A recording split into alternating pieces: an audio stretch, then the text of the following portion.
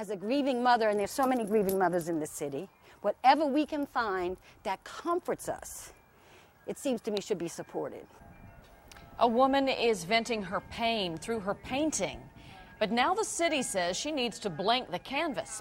A dispute between neighbors has forced the city of New Orleans to step in to decide whether one woman's passion is actually illegal. WDSU News Channel 6 anchor Rachel Wolf explains this dispute.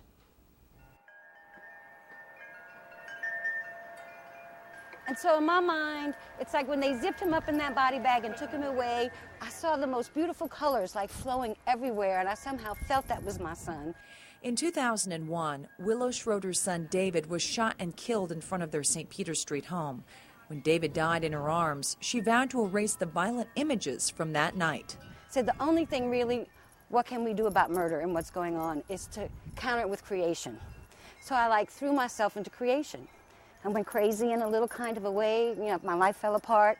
And I could feel David coming to me in my most darkest hours and saying, "Mama, go paint something, Mama, just paint something." And so I just said, okay, I'm going to paint something. And it felt like it had to be as loud as the sound of the gunshots that night and equally powerful, but in a positive way. As a tribute, Schroeder began painting in David's room. The painting soon spilled out into other areas of her home and garden, and she decided to put an angel out in front where David died, claiming the ground sacred. I'm not sure what came next because I just was living one day at a time, one moment at a time. In one of those moments, Willow decided to take it one step further, adding color to the gray sidewalk. So did I give any thought to, do I need permission? Am I breaking a rule? My son's murder was never caught. Someone got away with murder, but I found comfort in the act of creation.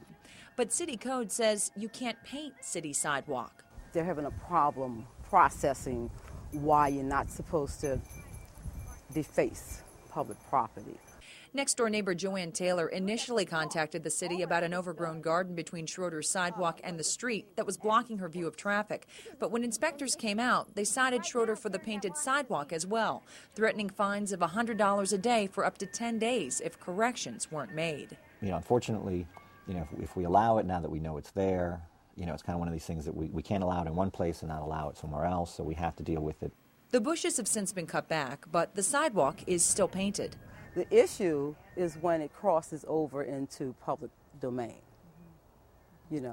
I don't see this on the Bayou St. John. I don't see this in Lake Vista, Lake View. I don't see this. I don't think they can go on Old Metairie Road with this behavior. So why is it that it's an accepted presence in this community? It's really not, in our minds, a very big issue, and whatever time we spend on it, in my opinion, is really not a great use of the limited resources we have. If we can just, get it removed, then we'd be happy to just walk away from this, because this really is not, one of these issues that, needs, our attention, really.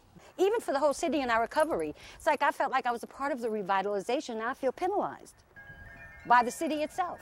Schroeder hopes the city will just let it go, especially now that the area has been designated an arts district. I'm hoping to move people's hearts so that there's a voice that comes from the people of the city that say this is a part of our culture, to make shrines for our loved ones, and they just won't allow the city to force me to erase it. I think that my son is saying, "I'm proud of you, Mama, and I'm with you." On your side in Orleans Parish, Rachel Wolf, WDSU News Channel 6. Well, the city said it would be willing to dismiss the fines if Willow would return the sidewalk back to its original color.